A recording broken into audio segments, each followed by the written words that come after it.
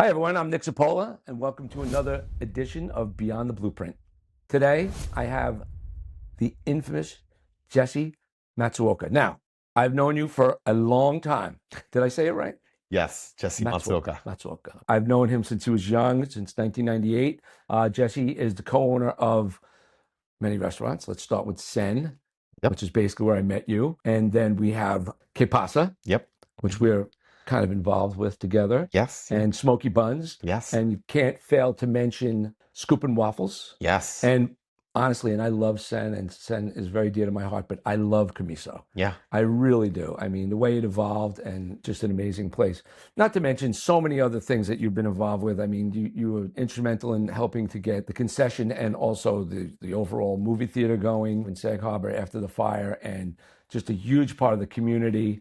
And I have so many things to talk to you about. We'll probably run out of time, but I'm going to start with what brought you here to the Hamptons. Now, I know that you were born in New York, Yep. and then you went to Hawaii, Japan. Japan, and then Yep. Hawaii. And it always freaks me out a little bit, like when your dad was alive, God rest his soul, and I loved him and I was scared to death of him.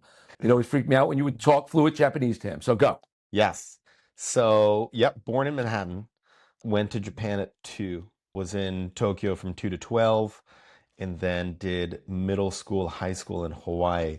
During that time, I would come over and then work with Pops at Sen Restaurant from a very young age, just for the summers, and then go back to school, and then come back over here, ultimately landing full-time out here from 17. Yeah, I've just been a part of the community. That must have been a pretty wild transition. Okay, so when you were two, you went to Japan. So okay, you're really not so acclimated in English in New York, but then from there you went to Hawaii, Yes. and then to here, like, what's up? How did that affect you? Like, how did that feel? So my parents had separated at 2. So my Japanese father stayed in New York, and my American mother went back to Japan where she had her career as an artist. So we went to international school for a little bit, and then I went to Japanese school. So I was fully endowed into the Japanese culture and Japanese language. So I'm fluent in Japanese. And I would come home and speak English with my mother. So I was already bilingual at that point. Moving to Hawaii, I naturally gravitated towards having Japanese friends. So I kept up my Japanese the whole time there. And then coming out to New York for the summers, I would speak Japanese with my father. My parents had originally bought their home in the early 80s in Bridgehampton. So my father knew of the Hamptons from then. So it wasn't until about the early 90s that there was this concept of Sen that my father was already working at and had the potential to buy out the current partner there. But the owner had said he wouldn't sell to just my father. He said you have to bring in a business mind person because my father was a chef. So that's where Jeff Resnick came into the picture, who was the owner of Superica, right? Now, The que Superica, pasa? now Cape Pizza, Yeah. right? So it all kind of comes together there. So he had sold Superica to Kenny, Hmm. and then he had jumped over and then partnered with my father Torson to then ultimately become the owners of Sen 94 So I didn't know there was an owner before of Sten before them. before them. Yes, yeah. Dean Golden. Dean? Dean. Yes, he I was mean, he he was owns the Sten. OG. Yeah. Yeah, he is, because then he had Wild Rose. Yes, You yeah. know, and I see him and his wife all the time. I absolutely love them. They are I didn't fantastic. realize that Dean was the owner of Sten. He was the OG. And he had said to my father, he's like, yes, you're a fantastic chef, but you know, you don't speak English. Right. How do you run the books? How do you pay Yeah. payroll? And it's like, how Yeah. are those things work? So that's where I was just like, Dean was like, my friend Jeff, he's going to be So he your brought partner. Jeff in. He brought Jeff in. Yeah. Wow. Yeah. Well, that's an amazing piece of history that I had no idea about. Yeah. Yeah. And having, met my wife at Sen and spent so many years there and building it out with you guys, Yeah. you'd think I would have known that. But I want to, well, before I'm gonna skip what I was gonna say next. And I'm gonna say this because I got to talk about your father because I loved your father, and the fact that he was a sumo wrestler. Yes. on top of it. Yeah. And then you used to have the videos of the sumo wrestling after we did the renovation, and Yeah. then you had to take them down because people were getting offended, right? They were getting offended, but then I've put it back up, being like, I don't care if you're offended. This is where, we wouldn't have had Sen if it wasn't for my father and his sumo career. Mhm. So, we're very proud to be playing it all the time, and we get people that are just like they're mesmerized. I mean, Um, it's mesmerizing it is, to see the sport. yeah. And to be able to work with my father in that setting, he's a very zen master from being able to go from his wrestling days into his culinary days. And I had the great honor of really spending so much time with him in a fashion that I got to see, not just his skills, but how he would be able to create so many happy faces just through Hmm. food. Yeah. And I And think with no that words. no words. Yeah. Because I knew Tor-san for so many years, and he always called me Nick-san, which I thought was pretty cool, Yes. you Yes. know. But he never really said much. He always just kind of nodded at you, you know. Yes. So his nickname in sumo was Mu, and Mu is nothing. Mukuchi, it's like the most zen, like there's just no sound. He's the man of no sound. Hmm. And he could say so much with zero words. And he And he did, had yeah. such presence without saying a word. He was just such an amazing person. And I've felt so honored to be able to spend so much time with him. I'm so happy that he got to see his grandchildren. He was great with the grandkids too, Yes. because he was always so kind. Yeah. And as you know, I worked with my father for many years too, so I hear what you're saying. Yeah. Like you're there with him. But how old were you when you actually started cooking? Because listen, we're working at the restaurant. Because I've seen you making rolls, Yeah. like literally behind the counter, like as a sushi chef. And I've seen you in the kitchen. And I've seen you out front and, running the whole thing. Yeah. And God knows we've built so many restaurants together. And it was always like, okay, it's time to set up the line. Where's Jesse? Yeah. Okay, we're going to stand here and then we're going to move this way. And then Yeah. so amazing stuff. So tell me when you walked in that restaurant. So How old were you? So let's just say I was very young. Yeah. I Okay. was I was very young when I started at Sen, but even before Sen, in Japan, my mother, who is an artist, and she painted sumo wrestlers, obviously, and that's how my parents met, and kabuki actors and all of these things. She would actually entertain her clients by going out to dinner, and she would bring sumo wrestlers out to dinner. So, like, the restaurateurs loved my mother because it was, sumo wrestlers are above the status of celebrity, right? So you might be famous for one thing, then there's like high celebrity status, and then there's sumo wrestlers and even kabuki actors, because kabuki actors are there are national treasures within kabuki actors. So to be honored of having one of those people come in, my mother, usually the red carpet would come out when my mother came in to Hmm. dine. And being a young child, going out to these work dinners was so boring for me, right? I would be dragged in and I would be like, all right, what am I doing? So I would ultimately end in the kitchen, walking around. I don't want to sit with them and they're talking business and Right. everything like that. So I had to entertain myself. And I would usually do that by walking around, go into the kitchen, speak with the chefs. And the chefs would be like, great, put on some aprons, put on some chef whites.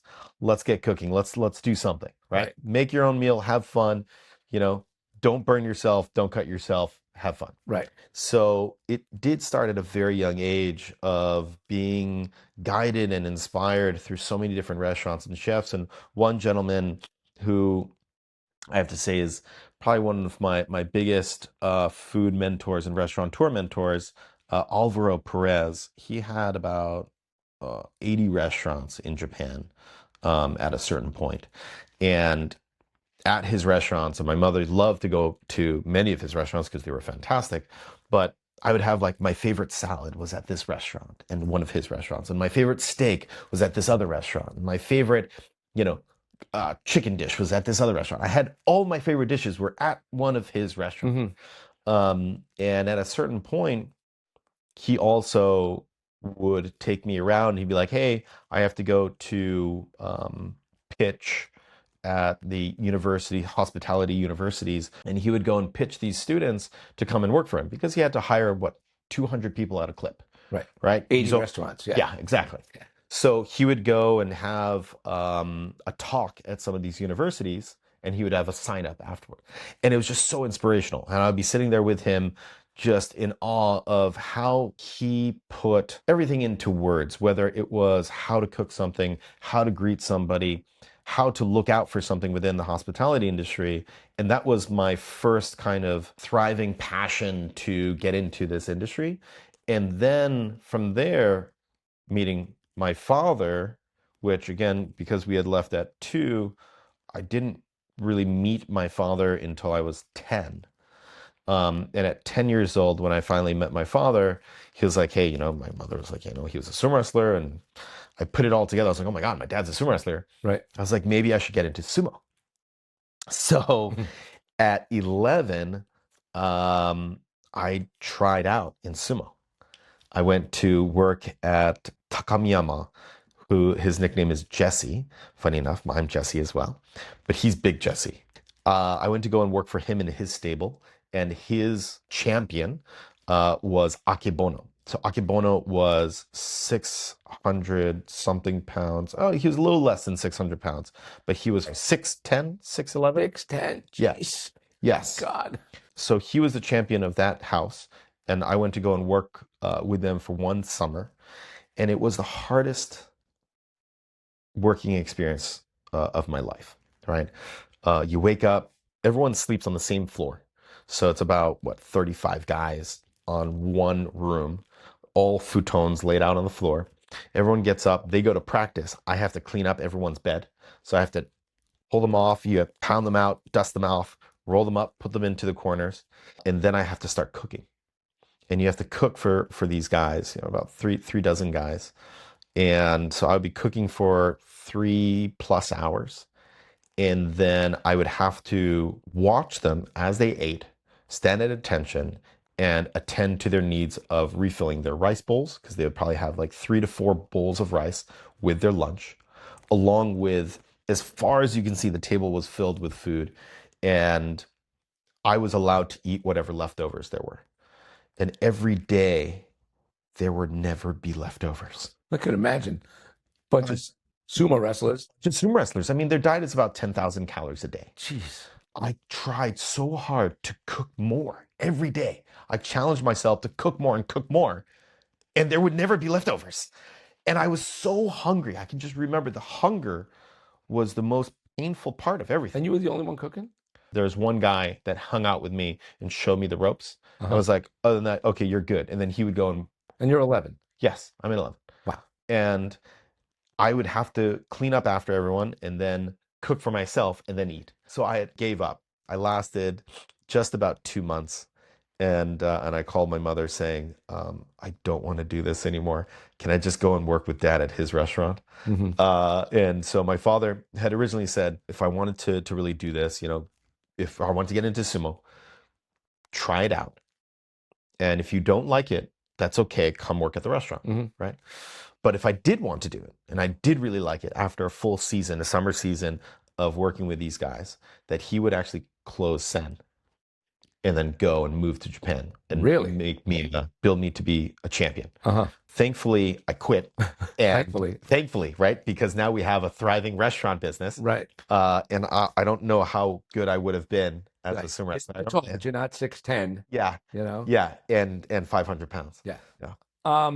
So basically, I was going to ask you what piqued your interest in the restaurant business, but it sounds like you've already answered that question. Yeah. Because I was around in Sen during the Wild West days. Yeah. Let's put it that way.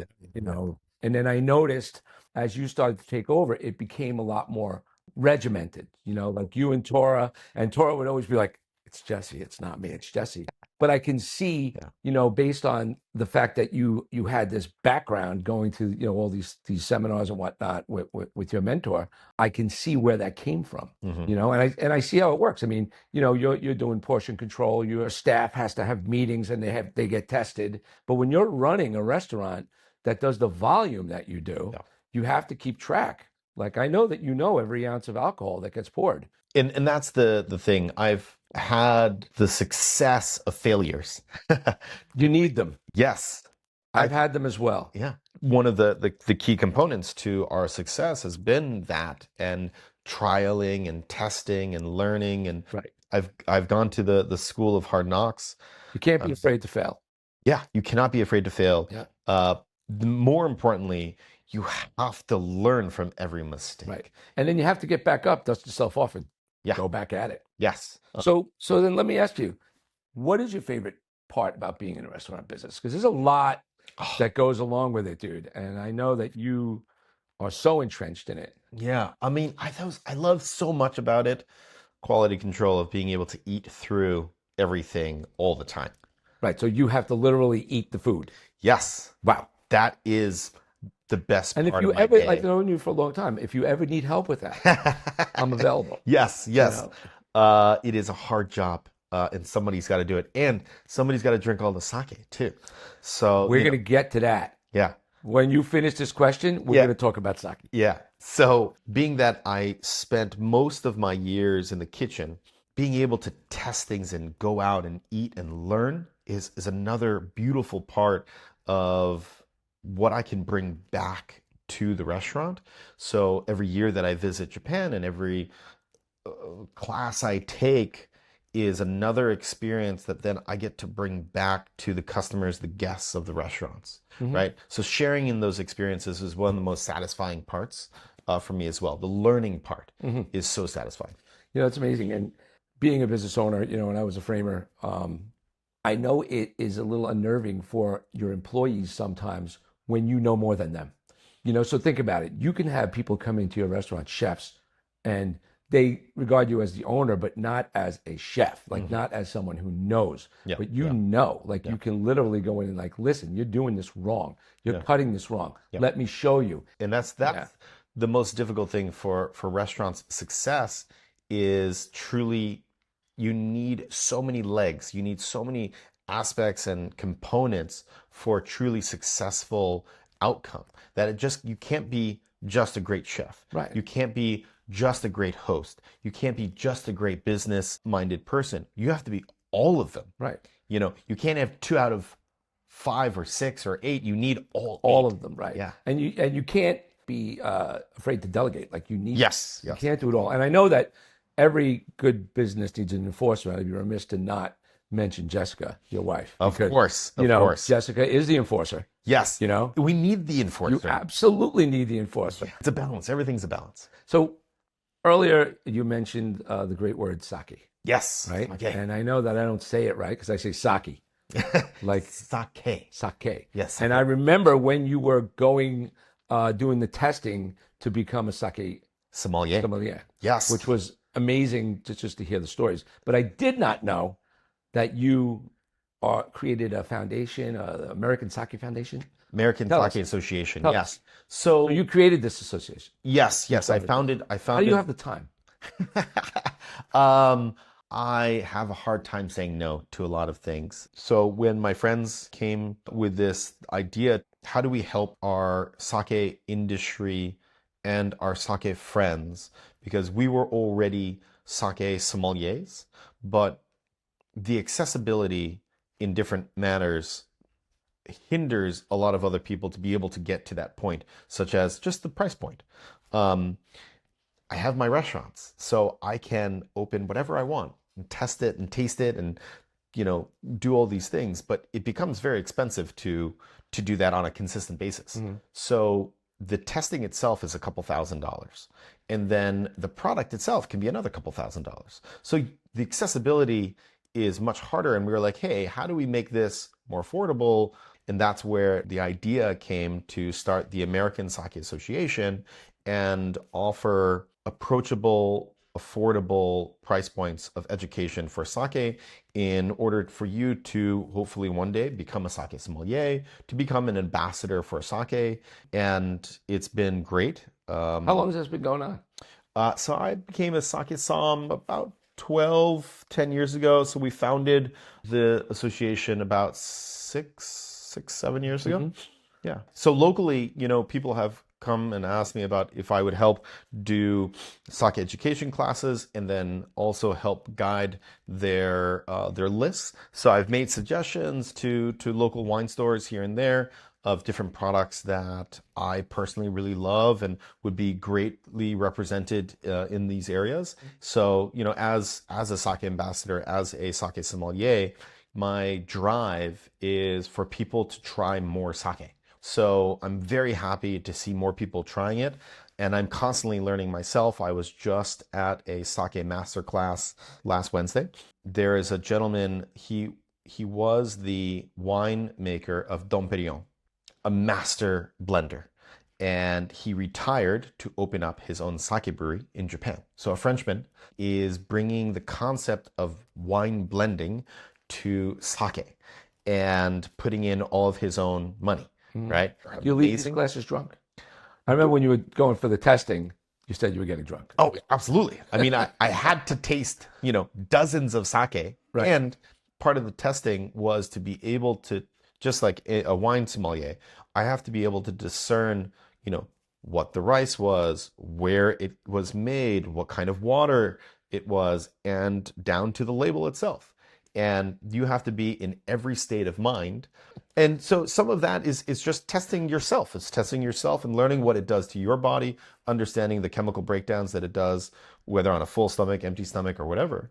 So I said earlier that how do you have the time, because you're obviously doing a lot of things, but I also know that you are so involved with the Sag Harbor community and the movie theater and anything like the Chamber of Commerce, anything that's going on in Sag Harbor. How do you find the time, and how important is it for you to be a part of the community? Thank you. I'm very, very proud of our community out here in the Hamptons. Specifically, Sag Harbor, has been my home for so long, and kind of where our flagship Sen is.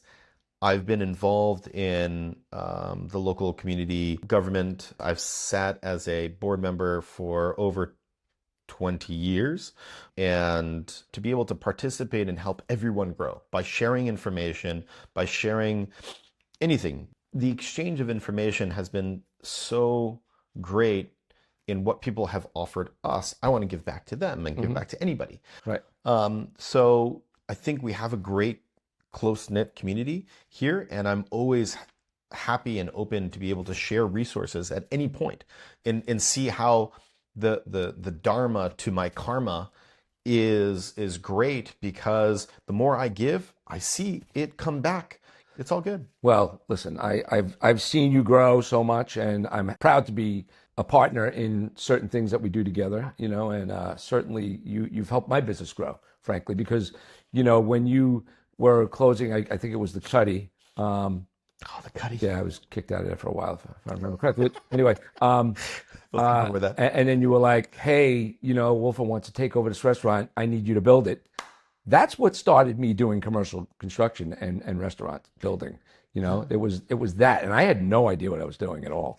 And then we did it, and then we went into Sen after that, and then Que Pasa. We did Claudio's. I've been involved with so many of our restaurants, and it all really started with you guys. So thank you for that. Oh, all right, so now listen, we've talked a lot, and we could sit here all freaking day, God knows. But we have a thing that we do here at Beyond the Blueprint called the lightning round. Okay. I'm just going to fire off a couple questions for you, and you're going to answer them, like off the top of your head. Okay, so I'm going to ask you, this is a tough one. Favorite restaurant? Favorite restaurant? Yeah. Oh, geez, that's not mine. I go to Lulu's a lot. I really enjoy the food over there. 1770 House. I have a fantastic meal over there as well. It's been a while since I've been there, but my usual go-to is either Lulu's or Dopo for some really great pasta. Yeah, I love Dopo as well. Yeah. And I love Lulu's. Okay, what's your favorite farm stand? Favorite farm stand? Oh, tough one. You get your produce brought in. I know. I get so much great produce brought in. I do go to Serene Green just because it was always close to my father's house. My brother has his house around there. So that was always a quick stop to be able to go in. But I love the Sag Harbor Thursday Farmers Market that we do. That's where everyone comes together, and you have the best of so many worlds of local farmers that come together. So I know you own a sushi restaurant, but it's a different thing. I'm going to ask you about your favorite seafood restaurant. Ah, okay. Because it's different. Yes, You it know? is. It is. But that's where I think, right? I go to Lulu's and I have seafood there. Oh, do they? They Yeah, have their little seafood thing. yeah, and then I do have steak there as well. But you know what? Just recently, I had a fantastic scallop dish at Miracle. So Michael Nolan's new place, I right? love it. I love their Caesar salad. Sonia makes me take her there all the time for The that. Caesar. My wife hates that I love Caesar salad because she's like, it's a Caesar salad. I'm like, no, Caesar salads are great when they're done I right, I and love that's a I love great the Caesar American salad. Hotel Caesar salad, but I love theirs a lot. Yes. And the fact that Sonria keeps wanting to go back there because of it, I Yeah. told Michael, I was like, Michael, Yeah. so It's great. No, no, I do. I love the Caesar salad there, and I had a fantastic scallop dish at Miracle. Yeah. okay, good. I'm glad you brought that up because that's a new restaurant in town where Yeah. the Cuddy was, where Wilford Yes, I was, know. and it's right So next many door to great you. memories It's there. right next door to Sen. Yeah, and that's Right? where, I started flirting with my wife. Really? Yeah. Wow. Well, she was a teller at the bank I remember across the that. street. So when she would get off of work, I was bartending at the Cuddy, and yeah, she would bring over her girlfriends, and we started winking at each other from there. Get out of here, winking. Yeah, I'm gonna have to try that. it's a good move. What's your favorite Hampton spot? Hampton's Spa. Spot, like the spot where you're just gonna go hang out. You want to get away from it all. So I love fishing, and my like getaway within the Hamptons has always been the Lazy Bones in Montauk, to get on a charter like that and just get away. So I ask my friends, please come and visit me. So then I have the excuse like, oh, I have to host some friends. I gotta go. I can't work Yeah. right now. And then we go to Montauk and I go fishing. I'm going to have you use that excuse. I'm going to take you out on my new boat. Nice. And then I have a little grill on it, and then you could grill up some fresh fish, right? Well, that's what we do. We go on there. I bring Sen's ponzu, the citrus soy. I bring my sushi knife. I fillet up a fluke, and we have fresh fluke sashimi with our citrus soy on the boat. It's epic. So you're kind of answering the next question then. What is your perfect day in the Hamptons? It sounds like it's that, unless you want to throw in something about Jessica and the kids, which I wouldn't. No, blame you. that's a must though. So the way it works would be go fishing, right? Bring back the fish, jump in the pool with the kids, right? Because you want to get off all that salty water. So day in the water, out on the water in Montauk, a day in the pool in the water with the kids, and then just cooking and eating is where I'm at. If I could work in like a late movie and some drinks at the green room with sunset, like that would be pretty epic. Right. Yeah. Well, listen, I got to be honest with you. I really enjoyed learning more about you. I thought I knew a lot about you. I learned so much more, and it was so much fun talking to you. I think that the general public, when they hear about these things, they're going to be really want to go out and get drunk, drink sake. Yes. You know what I'm saying? I mean, Sake.